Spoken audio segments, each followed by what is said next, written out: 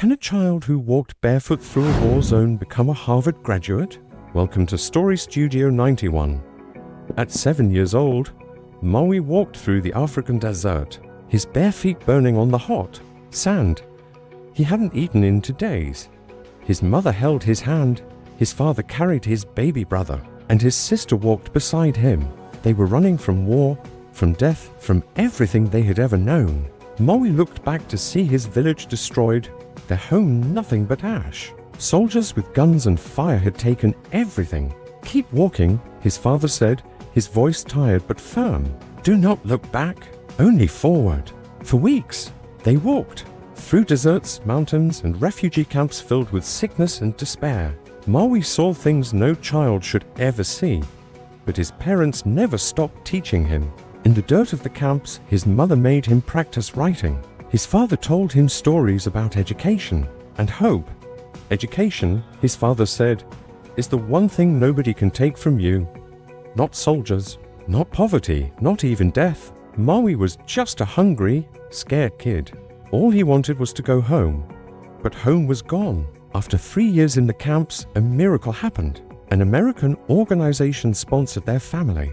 They would go into America. At 10 years old, Mawi arrived in Chicago. It was a new world. Tall buildings, clean streets, and so much food.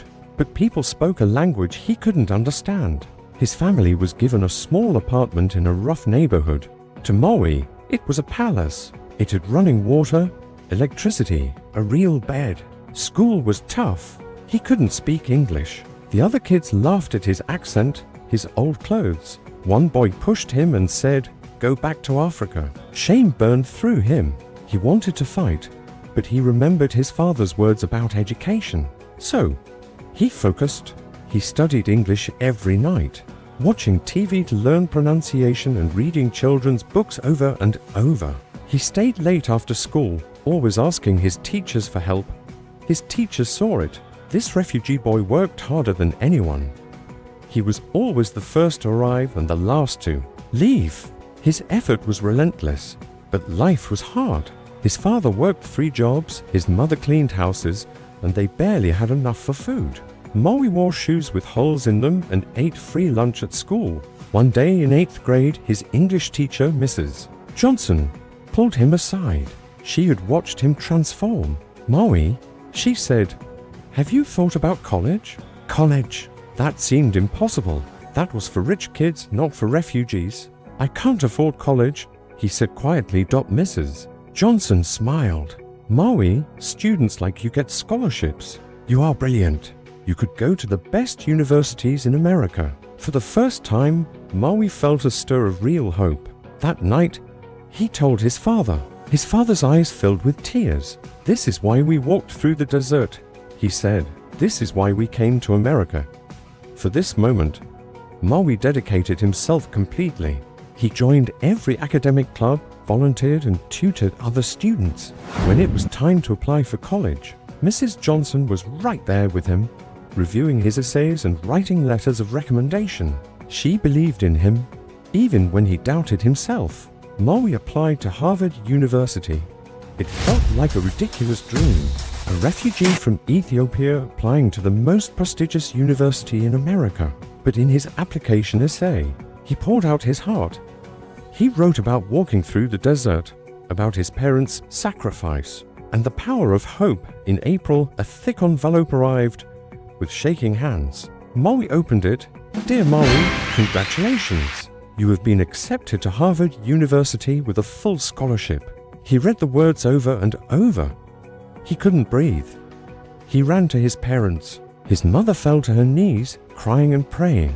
His father stood silently, tears streaming down his face. He put his hand on Mawi's shoulder. "You did it, son," he whispered. "You became more than we ever dreamed." For years later, Mawi graduated from Harvard. His family watched from the audience. His mother in her best dress, his father in a suit for the very first time. After graduation, Mawi could have taken a high-paying job, but that didn't feel right.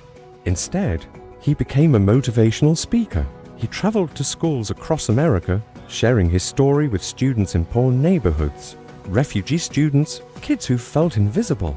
He told them what his father had told him: your circumstances do not define you, your choices define you. He wrote best-selling books about his journey, changing countless lives.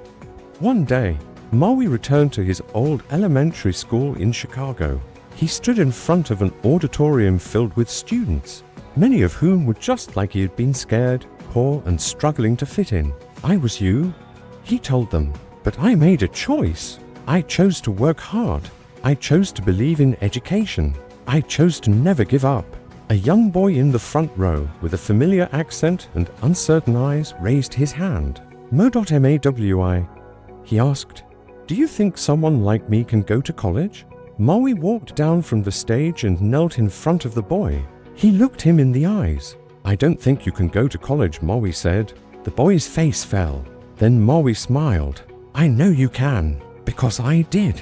And if I can, you can."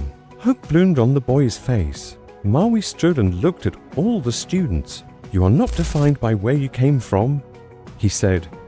"You are defined by where you are going, and you are going somewhere amazing." If Mawi's journey from a refugee camp to Harvard inspired you, please like this video and subscribe to Story Studio 91. We share these stories to remind you that your past does not determine your future. Comment below with one dream you are afraid to chase. Let's encourage each other to be brave.